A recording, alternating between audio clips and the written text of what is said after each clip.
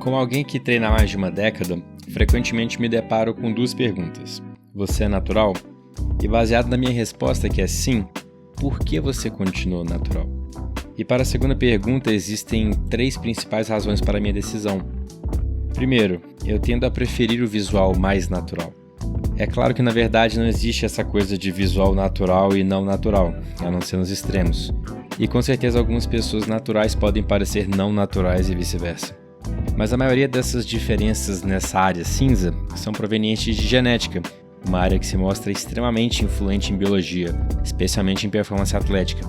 Mas eu sempre fui mais atraído pela estética mais clássica do fisiculturismo, aquela que remete à era pré-esteroides, ou no máximo pelo visual de atletas dos anos 70, como Frank Zane, que, apesar de admitidamente ter feito uso de esteroides, tem um físico que acho parcialmente atingível com genética favorável, treino otimizado e dieta direcionada. Enquanto ainda tenho interesse como espectador no esporte do fisiculturismo que não envolve antidoping, não são físicos que eu gostaria de buscar para mim.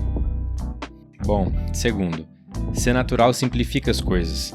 Não tendo que se preocupar com a variável farmacológica do processo, eu posso focar nas 2 coisas que estão inteiramente sob o meu controle, treino e nutrição, modulando elas da melhor maneira possível para alcançar meus objetivos e, principalmente, encaixá-los no meu estilo de vida. A terceira razão é que eu acho mais saudável. Apesar da literatura científica se mostrar desfavorável ao uso de esteroides, acredito que sempre que lidamos com uma decisão pessoal e que não influencia de maneira negativa ninguém ao seu redor, está além de qualquer julgamento da minha parte, e a única questão eticamente relevante é a desonestidade quanto ao seu uso, seja para fins de competições com atletas naturais ou apenas para manipulação da concepção alheia. Mas afinal, o que é considerado um físico natural? Uma resposta que considero curta, porém adequada, seria aquele que não faz nem nunca fez uso de drogas de aumento de performance atlética, mais conhecidas por PEDs, visto que a literatura sugere que a vantagem da utilização de tais compostos uma só vez já garante vantagens praticamente permanentes. Partindo do pressuposto de que há inúmeras drogas de aumento de performance que, apesar de não serem esteroides anabolizantes, ainda assim são banidas por serem consideradas como doping, como o clenbuterol ou GH, e somado ao conhecimento de que a variável genética aparenta ter uma influência expressiva na hipertrofia muscular, tornando esse meio de análise bem questionável, pode-se determinar apenas o quão estatisticamente anômalo o indivíduo deveria ser para que fosse improvável de provar o seu status natural, ou seja, o quão fora da curva uma pessoa tem que ser para que seja quase impossível carregar aquela quantidade de massa magra sem uma bengala farmacológica.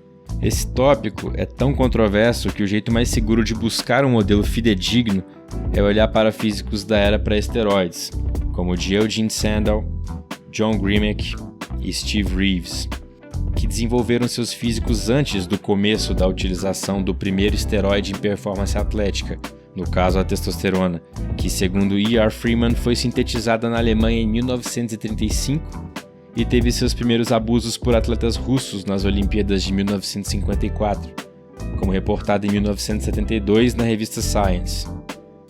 No entanto, apesar de serem relativamente fáceis de burlar, alguns palcos naturais também fornecem uma boa ideia das possibilidades musculares, em contraste com federações não controladas.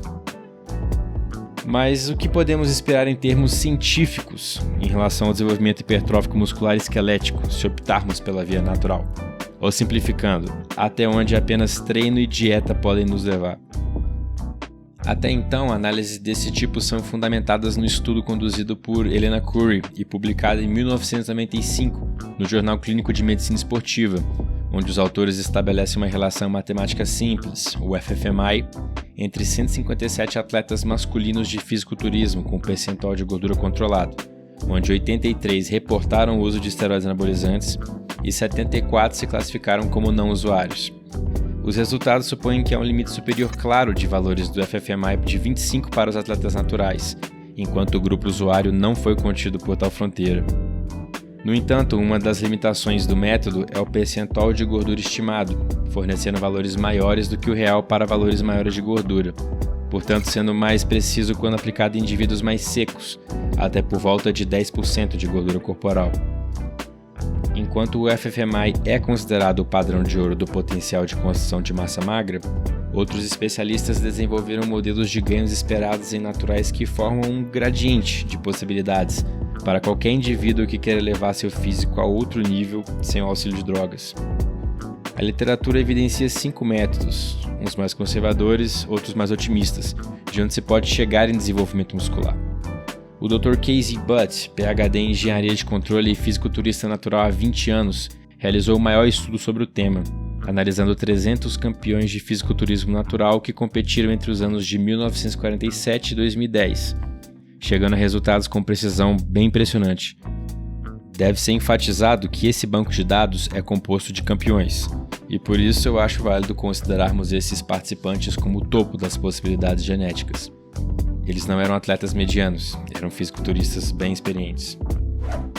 Vários fatores foram analisados: peso, porcentagem de gordura corporal, quantidade de massa corporal magra, altura, estrutura óssea através de tamanho de punho e de tornozelo, e chegando assim a uma relação matemática que se mostrou muito precisa em prever os limites naturais do fisiculturismo, onde H é a altura em polegadas, W é a circunferência do punho na medida do lado da mão do processo estiloide da una, que, apesar de parecer complexo, nada mais é que o vocabulário anatômico para a protuberância óssea que temos no punho, a circunferência do tornozelo no ponto mais fino, e BF, o percentual de gordura na qual você quer chegar, não a que você tem agora. Casey Butt também afirmou que a fórmula é mais precisa ao analisar atletas com porcentagens de gordura corporal razoáveis e estruturas ósseas normais para suas alturas, resultando numa possibilidade de até 5% menos para indivíduos com estruturas ósseas de menor porte e 5% maior para os de maior porte. Em resumo, o método de Butt é um aprimoramento do FFMI, levando em consideração também a estrutura óssea, inserida pelo alto grau de correlação entre a massa magra de um indivíduo com as suas circunferências de punho e tornozelo. Apesar do modelo de Butt ser o mais embasado, esse trabalho deve ser visto como o mais alto padrão alcançável. Apenas as melhores genéticas do mundo conseguem chegar perto desse teto fisiológico. Outros modelos mais simples e talvez mais adequados à condição genética da grande maioria da população e até controversos para se estimar ganhos também foram desenvolvidos por nomes proeminentes na área. Outros trabalhos nesse aspecto foram do fisiologista Lyle McDonald, onde a razão de ganho por ano de massa muscular é decrescente até o 4º ano de treino, onde então se estabiliza, o de Alan Aragon, onde o ganho é dado em função do peso corporal e da quantidade de massa magra já acumulada.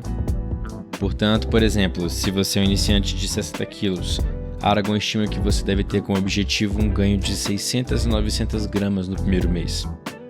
O de Mark Perry, estimando de maneira mais simplista o potencial genético em termos de massa magra, onde a altura se dá em polegadas e o peso máximo de massa muscular é dado em libras.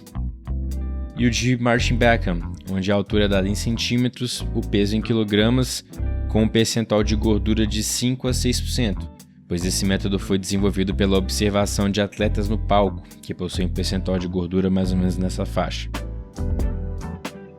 Para algumas pessoas, as evidências podem sugerir um cenário desmotivante. Para outras, uma visão mais otimista da realidade do fitness. Mas e eu? Onde eu consegui chegar?